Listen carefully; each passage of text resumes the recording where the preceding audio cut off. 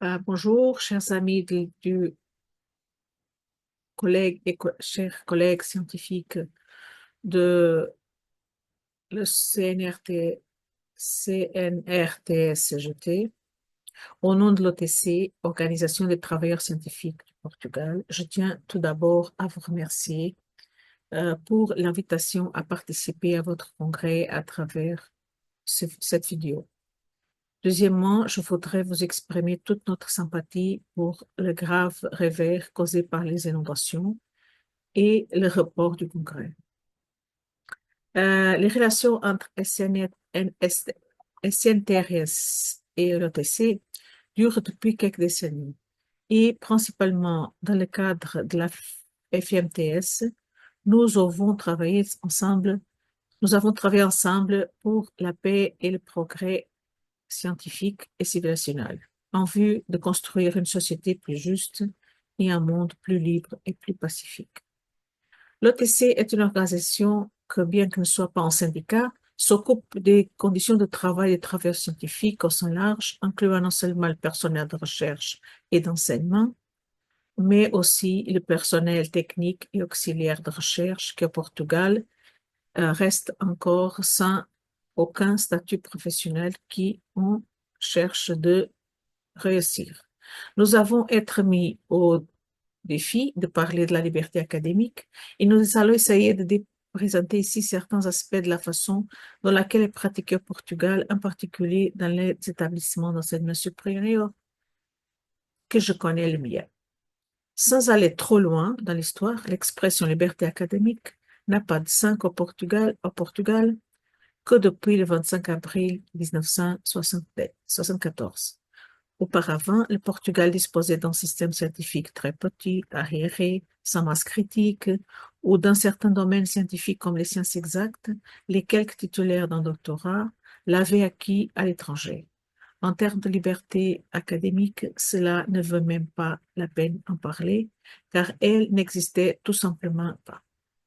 Avant avril de 1974, la réalité comprenait l'expulsion politique d'universitaires, accompli contraint à l'exil, la présence de formateurs de la police politique à l'intérieur des institutions, l'envoi anticipé d'étudiants considérés comme suspects de subversion au service militaire et à la guerre en Afrique.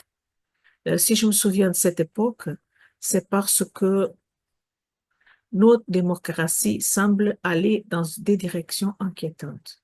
La liberté académique peut être envisagée sous plusieurs angles. La liberté d'enseigner et d'apprendre est prévue par la Constitution portugaise. Cependant, récemment, un professeur de nationalité russe de l'Université de Coimbra a été démis de ses fonctions parce que des étudiants d'origine ukrainienne dénonçaient sa diffusion de propagande pro-russe. Entre-temps, l'université a publié une déclaration dans laquelle elle s'assume comme une institution profondément attachée aux valeurs européennes et pleinement solidaire de l'Ukraine dans le contexte de l'agression russe. Une intervention bizarre dans le contexte de l'autonomie académique et sa indépendance. Un débat promu par les étudiants des relations internationales à l'Université de Belém a été interdit dans les places de l'université parce qu'il traitait du thème du Sahara occidental. Après que la direction de l'institution a reçu une lettre de l'ambassade de Maroc, la direction de l'académie est soumise à des pressions extérieures. Deuxièmement, c'est la précarité de l'emploi qui est une réalité accablante pour les chercheurs au Portugal. Au Portugal, l'écrasante majorité des chercheurs ont une relation d'emploi précaire. Ils sont environ 70%. Il n'est pas possible de maintenir une véritable liberté académique s'il n'y a pas de sécurité d'emploi, en étant à la merci d'un avis d'un coordinateur d'équipe, d'un directeur d'un centre de recherche, enfin de compte du recteur ou du directeur du laboratoire.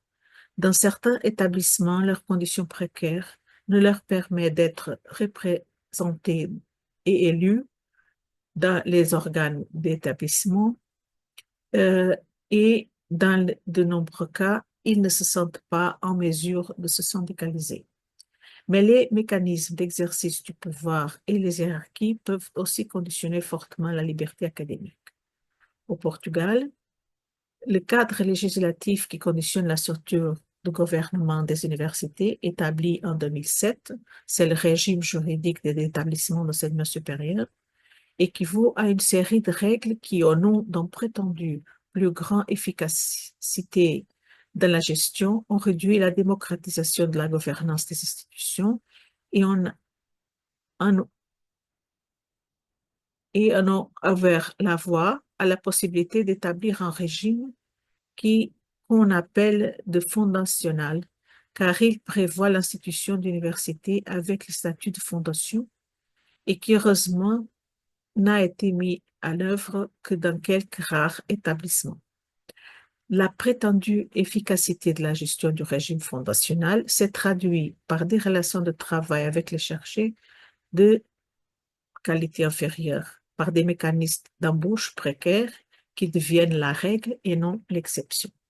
Ce cadre législatif a également rendu les institutions moins démocratiques en le sens qu'il centralisait les pouvoirs de décision, réduisant le nombre de membres des organes collégiaux, réduisant la représentativité de ces organes en retirant des pouvoirs et des compétences à certains et en aumentant la capacité de décision des organes unipersonnels, à savoir le recteur.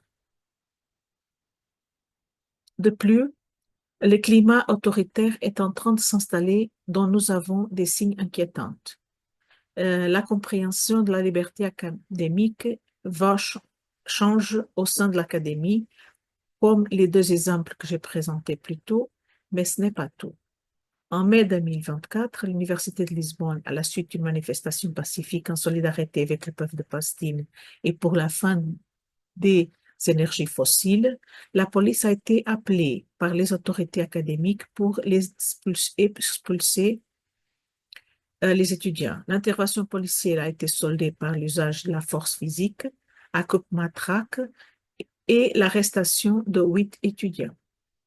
Depuis novembre 2022, la police a déjà réalisé 4 interventions identiques dans les établissements d'enseignement supérieur de Lisbonne, à la faculté de lettres, à la faculté de sciences sociales et humaines, au rectorat de l'Université de Lisbonne et à la faculté de psychologie et sciences d'éducation.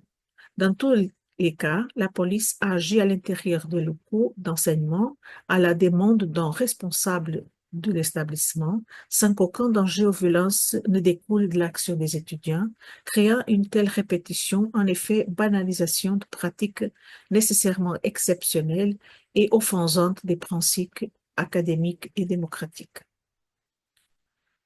Et juste au moment où nous pensions nous avoir tout vu, le recteur de l'UTAD, une université au nord du Portugal, lors d'une conférence inaugurale déjà cette année, le 9 octobre 2024, fait des déclarations absolument incroyables.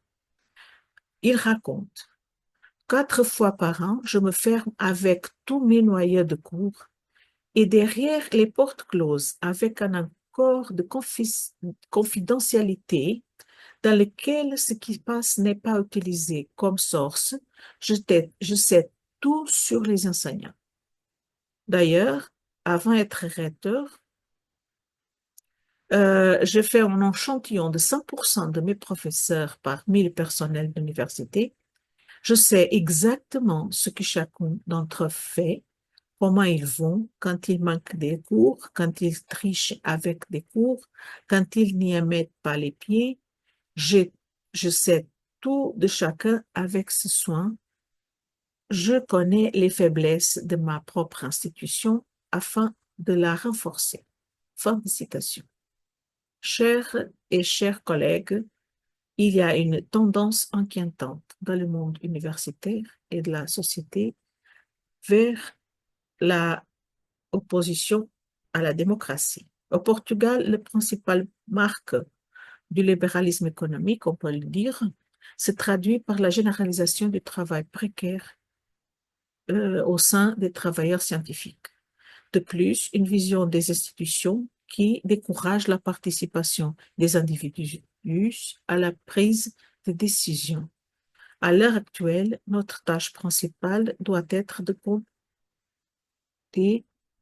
contrer fermement ces deux tendances et c'est ce que nous cherchons à faire.